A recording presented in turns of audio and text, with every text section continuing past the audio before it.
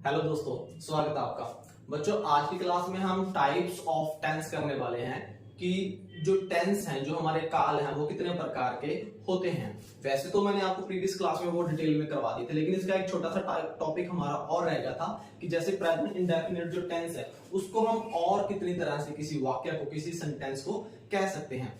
देखिए, इसके चार टाइप्स रहते हैं। किसी भी सेंटेंस को हम चार प्रकार से कह सकते हैं। उसका एक होता है सिंपल इन द सेंस जो एक स्टेटमेंट हो, जिसमें कोई इफ एंड बट ना हो, एक सिंपल स्टेटमेंट हो। जैसे अगर मैं कहूं कि sun rises in the east, तो that is a simple statement, right? That is indefinite. तो इनडेफिनिट के ही आगे चार पार्ट्स हैं जो मैंने 3 into 4 करवाया था, 12 कराया था। अब उनके आगे चार और पार्ट्स हैं, वो आज हम करने वाले। छोटा सा टॉपिक है, बड़ा ही आसान और बड़ा ही इंटरेस्टिंग है, लेकिन ये आपको आना चाहिए, इसलिए मैंने ये आज वीडियो बनाने का, आपको बताने का मेरा मोटो था। ओके, सो प्रेजेंट इंडेफिनिट आगे कैसे काम करता है। इसकी जो हेल्पिंग वर्ब है ना, जो इसकी हेल्पिंग वर्ब है वो रहेगी डू और डज। इसको ध्यान रखना, डू और डज, क्योंकि इंटरोगेटिव और नेगेटिव में इसका बड़ा ही यूज है। देखिए पहला इसका पार्ट है सिंपल, सेकंड है नेगेटिव, देन इंटरोगेटिव नेगेटिव।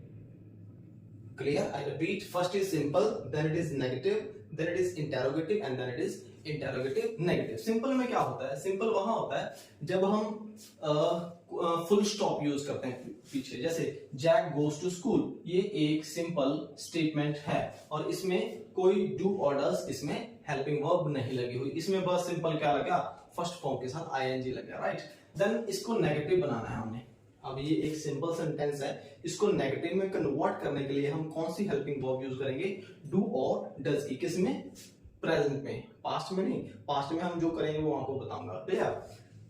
अब इसी को हमने नेगेटिव बनाना है तो हम यूज करेंगे, ऑब्वियसली बात है, नॉट। तो जैक डज लग जाएगा, डू के साथ ईएस लग गया और ये क्या बन गया? Does. Jack does not go to school, negative. उसी तरह इंटरोगेटिव होता है किसी से क्वेश्चन पूछना, किसी से प्रश्न जब हम पूछते हैं तो वो इंटरोगेट हो जाता है, इंटरोगेटिव, उसी को हम बोलते हैं।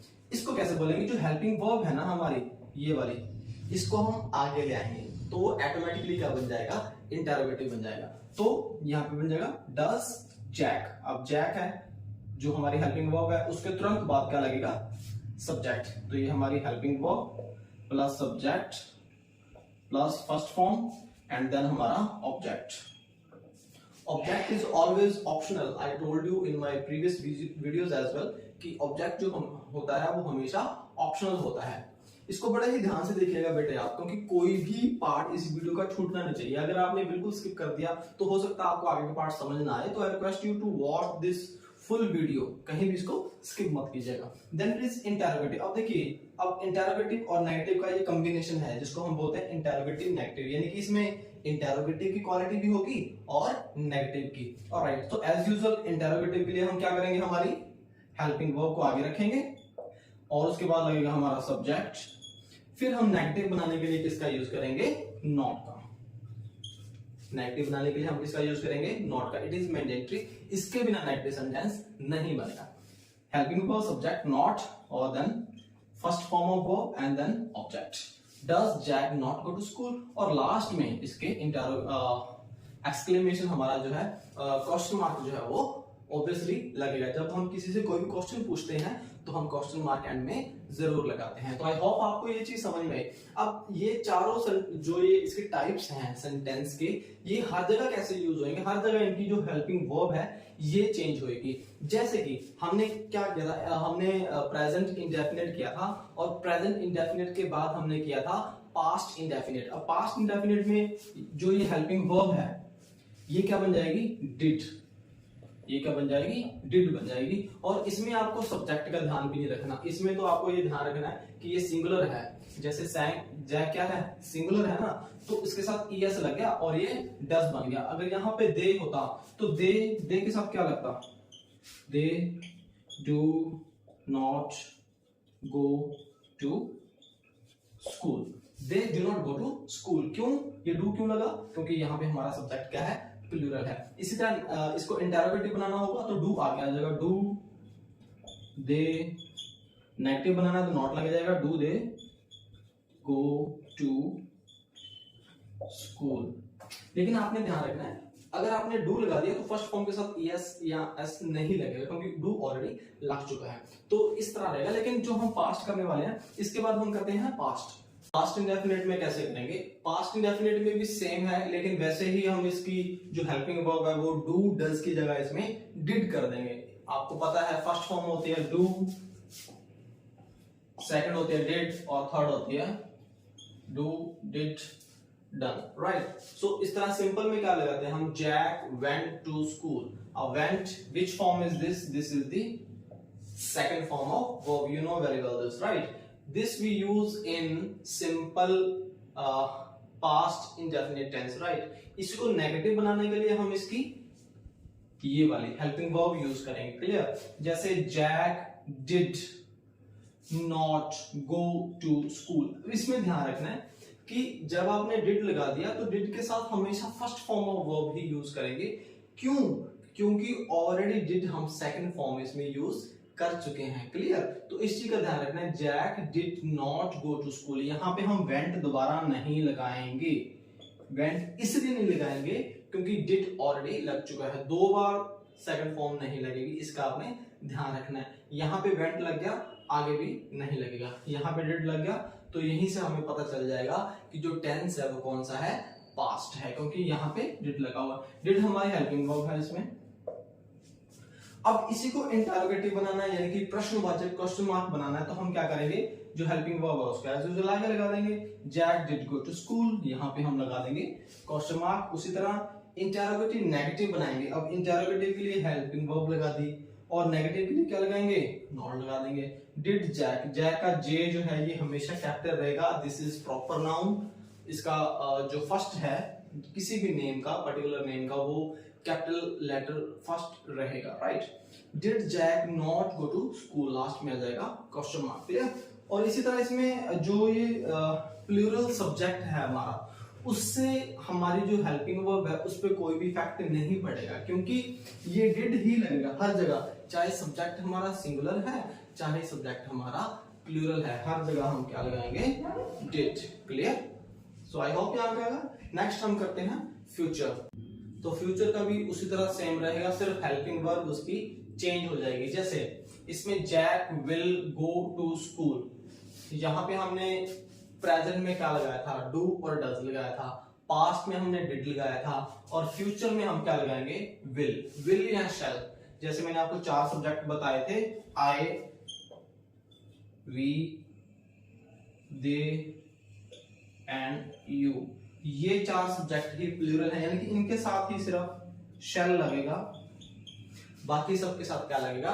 विल लगेगा। तो जैक इज सिंगुलर, तो Jack will go to school, right? Jack will not go to school, इसको नेगेटिव बनाएंगे, Jack will not go school.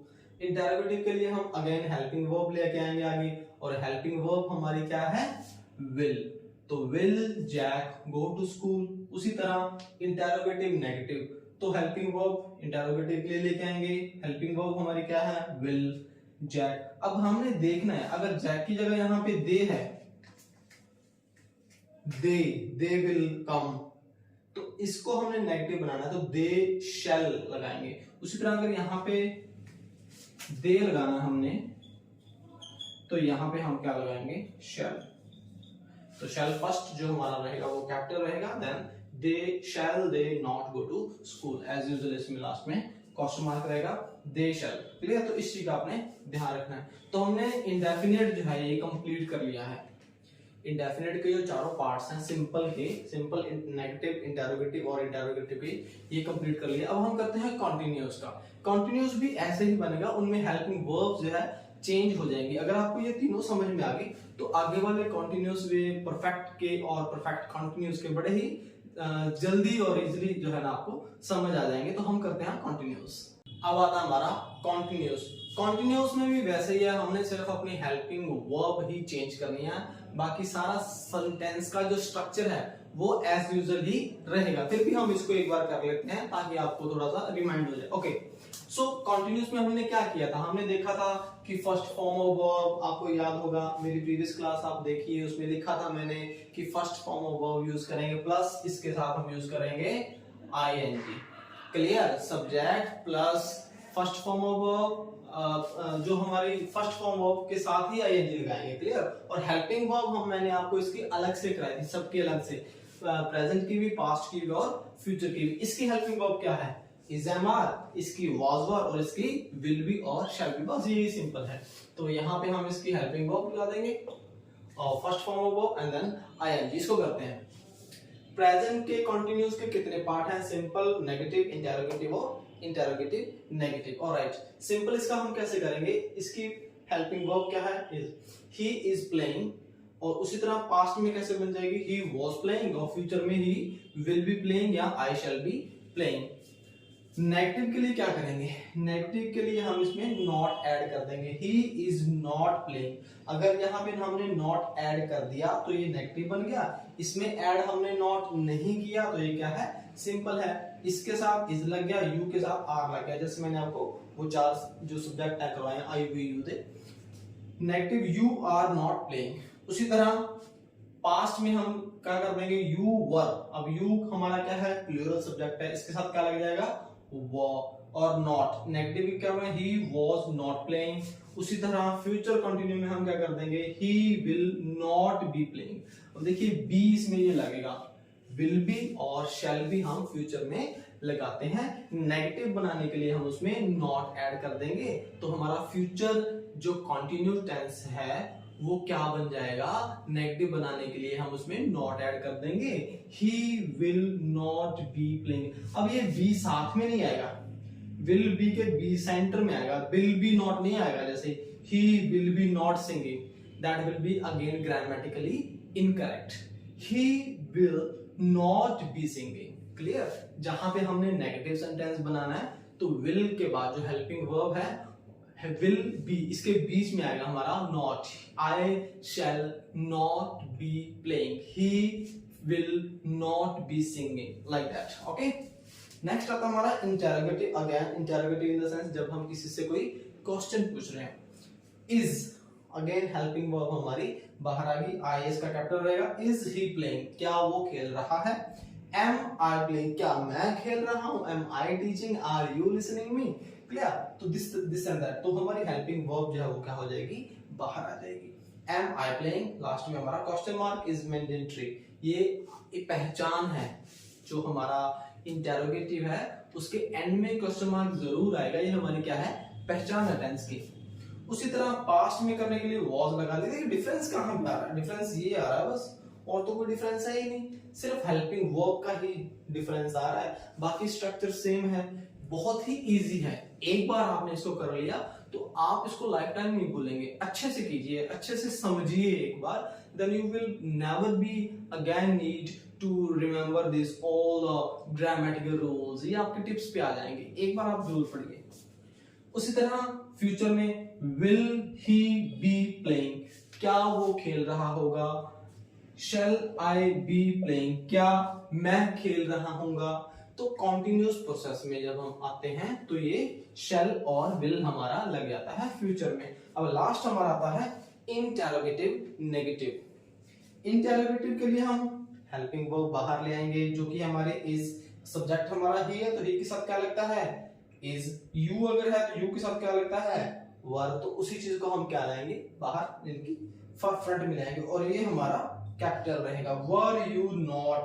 अब नॉट क्या शो कर रहा है, नेगेटिव, वर आगे क्या शो कर रहा है, इंटरोगेटिव। तो इंटरोगेटिव नेगेटिव सेंटेंस की दोनों की क्वालिटीज इसमें हैं। तो were you not singing, last में आएगा क्वेश्चन मार्क। उसी तरह पास्ट में करेंगे, were they playing, was he not playing. अब देखिए वाज क्या है, पास्ट, पास्ट की हेल्पिंग वर्ब है, क्लियर। नॉट क्या है, interrogative negative, was he not playing. उसी तरह फ्यूचर का बनाएंगे तो क्या बनेगा, shall he not be playing, as simple as. इसको एक बार करिए तो आपको अच्छे से समझ आ जाएगा। तो आज हमने इंडेफिनिट का और कॉन्टिन्यूअस का दोनों के जो डिफरेंट पार्ट्स हैं, टाइप्स ऑफ सेंटेंस आगे जो बन सकते हैं वो हमने करे हैं। नेक्स्ट क्लास में हम परफेक्ट और परफेक्ट कॉन्टिन्यूअस के करेंगे। थोड़ा बहुत डिफरेंस रहेगा, जैसे विल भी कहां लगना है, विल नॉट भी लगना है, इस तरह का डिफरेंस रहेगा, लेकिन वो क्लास लेने की जरूरी है, that also I will take that class. तो आई होप आपको आज की क्लास में कुछ सीखने को मिला होगा। You might be like this class. अगर आपको वीडियो अच्छी लगी है तो वीडियो को लाइक कीजिए, मेरे चैनल को सब्सक्राइब कीजिए, कमेंट कीजिए। अगर आपको कोई डाउट है तो comment in my my comment box, तो definitely I will reply your all the messages. I would love to reply that your comments. So thanks for watching. Thanks a lot for time. Thank you. Jai Hind, Jai Bharat.